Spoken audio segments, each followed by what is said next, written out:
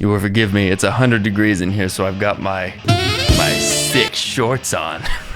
Normally I try and at least be a little more presentable, but I'm sweating balls in here and my hair is frizzing out. Hello friends, how's it going? My name is Anthony, some people call me Twan. That was terrible. I'm a multi-instrumentalist, a mix engineer, a singer, a songwriter, and a person who apparently does his hair and makeup on camera. So when I film in like slews of about 4 or 5 songs, because you know, it takes some time to get your rig to set up, and when you do, you want to capitalize on all that work. So I do 4 or 5 at a time, and for whatever reason today, man, these cameras are just giving me trouble. This is video number 4 that I've shot today. They do not want to focus, and since I'm a one-man crew of just me, I have to like get up and run around and try and focus it, but there's no subject in the camera when I run around and try and focus it. It's maddening. Anyway, so let's get the good old trusty beanie of justice out here who's never let me down, unlike my cameras. Cool. This is BAND-MAID Protect You. BAND-MAID. Yes.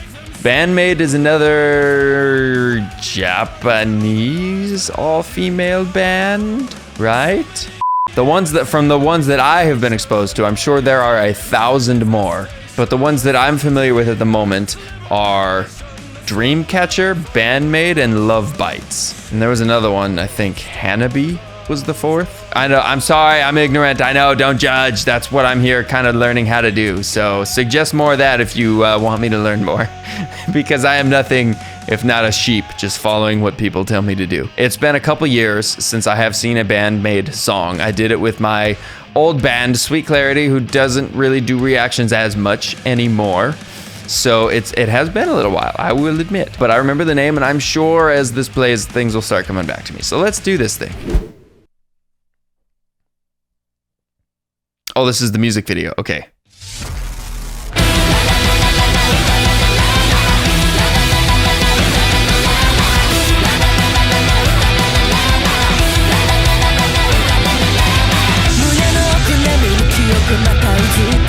They're like, wow.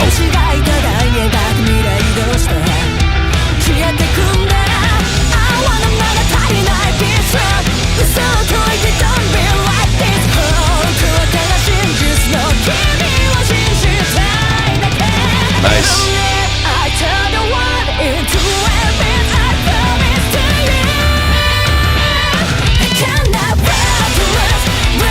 This song just does not let up. Amazing.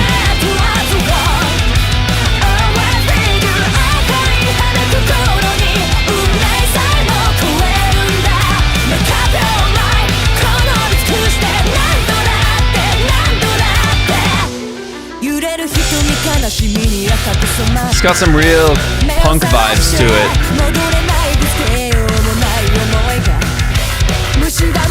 That bass though. That guitar though. The drummer though. The singer. My God.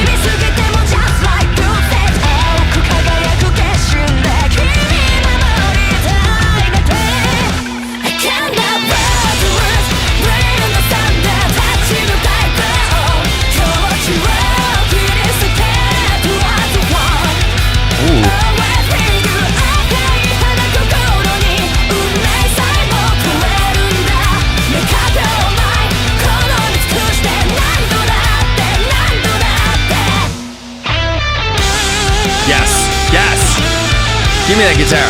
Go!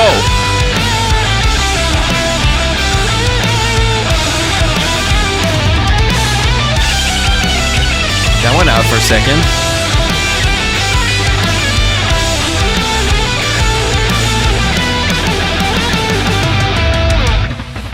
Nice. That was slick. Okay, we got the low bridge, and then we're coming in.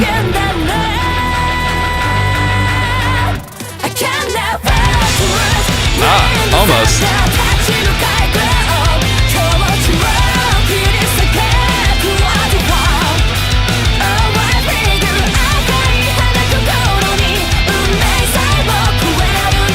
This video is sick.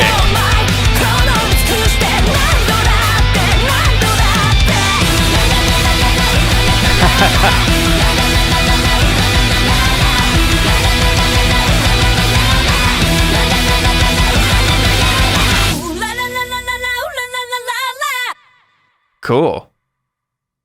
Damn, dude, holy moly. That was crazy. All right, hold on. How long was that song? That song was like 3 minutes long. What the shit? That song felt, well, okay, felt really fast, because it was. That thing sped up and it did not let up once. That was, they're like, we gotta write a 3-minute banger. Let's go. Just started with a blast. Come on, man. That actually scared the shit out of me. I was not ready for that. Whew, okay. Number 1. Obviously, not all the vocals were in English, but some of them were.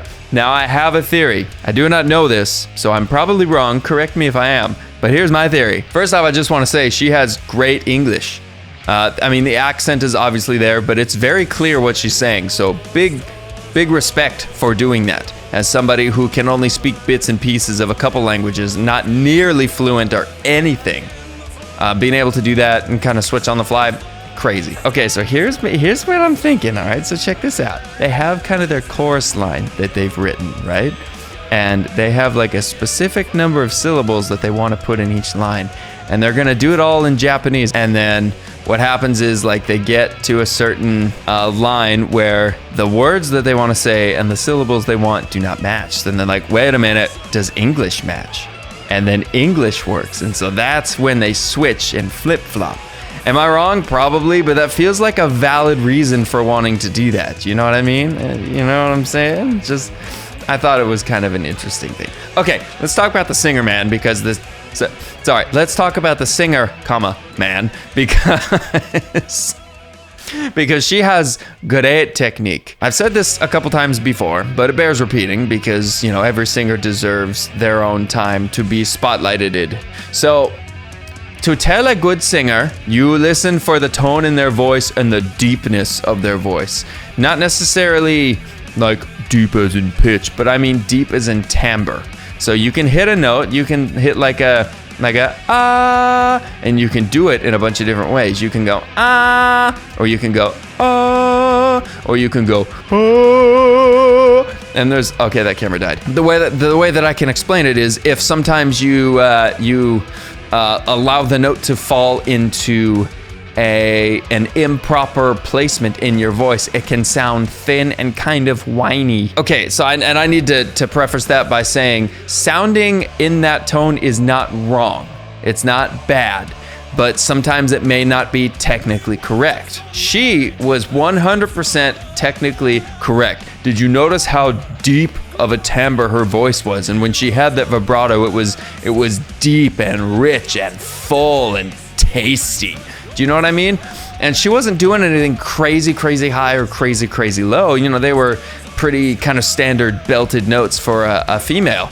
But the point of it was like all the notes were they were huge. They were big and deep and warm and rich, and they had just so much tone to it, and it was awesome. And again, people who sing thin, not coming after you at all. Just the point I was making was she was very technically correct in where she was placing her voice. Don't come after me now. It's just my analysis. The other thing that I have to say, man, that guitar solo was really cool. So when I said she was playing out, what that means is there are ways that you can break the rules of diatonic music and play notes that do not belong.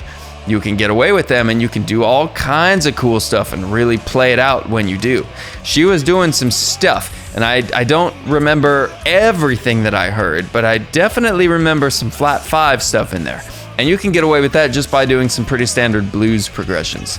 For those of you who do not know, I will attempt to demonstrate. We're using only one camera now because the other one got too hot. Literally, the camera overheated and died. Okay, so check this out. If we have a solo, I'll have to do it up here so you can see it in that camera. Like in let's say you're like shredding an E, right? You just have a very simple, I'm not gonna go hard so you can hear what's going on.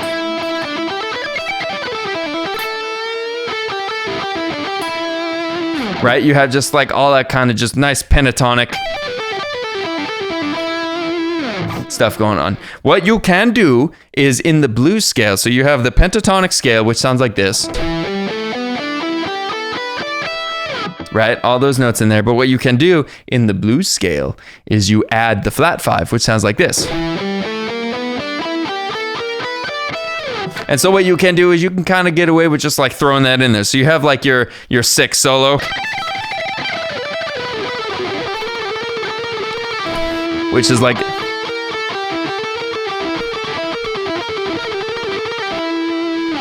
right? And it just sounds really cool. It's kind of tasty. You know what I mean? It's just got some stank on it. You know what I mean? And you can do all kinds of other stuff too. So the point of it is like you can play out and you can kind of use some different chords. Like you can substitute different modes. Like normally in minor, you're playing this scale.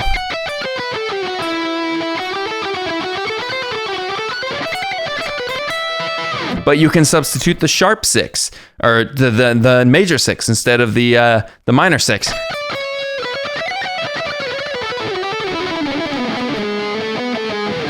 You can substitute the major 3. You can substitute the major 7. You can do all kinds of stuff, and it kind of brings a little bit of a different flavor to it. Okay, so now both cameras died. Hang on, I gotta replace the batteries. All you have is audio. Give me just a second. Okay, sorry, both my cameras are overheating, so I gotta finish this up. But anyway, I was done with that. So the point is, you can substitute all kinds of like different notes to kind of embellish your playing and kind of bring in some different emotive feelings when you do. And so that's what she was doing, and it was really, really cool, and I enjoyed it quite a bit.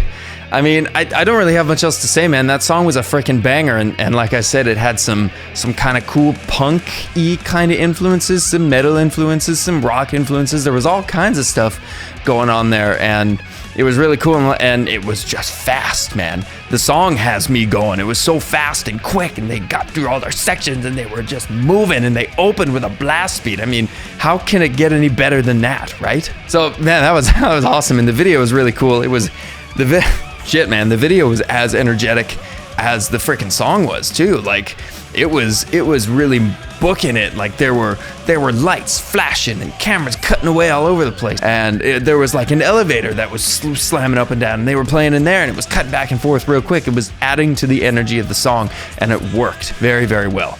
So yeah, it was awesome. Those ladies are killing it, man. It was awesome. I knew I would remember them as soon as they started playing. The sound came right back to me. Cool, well, thanks everybody for sticking around to the end of the video with now my single camera working. I appreciate it very much. If you liked what you heard and what you saw and what I played and how I analyzed, maybe consider subscribing, because we do this kind of stuff all the time. I sing in 2 bands, play guitar in a 3rd. All the info is in the description below. And on this channel, I do kind of some one-man band covers where I play all the instruments myself and mix, master, record, shoot the video, everything by myself in this space. And, you know, it's just a fun time. It's just what we do here, you know? And so, yeah, if you feel so inclined, you know, kind of hit the subscribe button, join the family, and let's just see what the future has in store, man. Until then, before this camera overheats and explodes, get out!